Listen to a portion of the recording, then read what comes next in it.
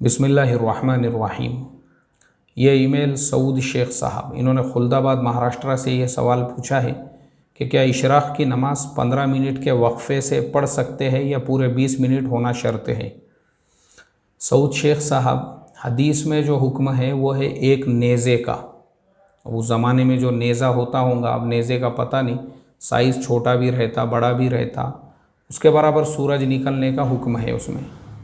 तो अब हमारे आज के ज़माने के हिसाब से वही लोगों ने टाइमिंग तय की हुई है कि भाई उसके लिए नॉर्मल टाइमिंग कितना होना चाहिए। तो अभी मैंने देखा हूँ मस्जिदों में अक्सर लोग बहुत गड़बड़ करते इशराक़ की नमाज़ पढ़ने के लिए। कहीं पे 10 मिनट के बाद ही शुरू कर देते, कहीं 12 मिनट पे, 15 मिनट पे, और वैसे तो होटलों में 4-4 घंटे बैठे हुए रहते।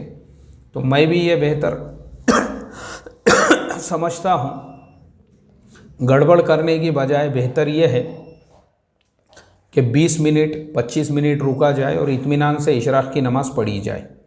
दूसरी चीज़, अगर कोई आदमी कैलेंडर में देख के पहले पढ़ भी रहा है तो ये मसलों को लेके उलझना नहीं चाहिए, क्योंकि आज ऐसा ही हो चुका है। फ़राइज़ के जनाजे निकल रहे हैं और लोग इशराक़ और चाश्त के मसलों पे मारा मारी कर रहे हैं। अल्लाह हिफाजत फरमाए। अस्सलामु अलैकुम व रहमतुल्लाहि व बरकातुहू।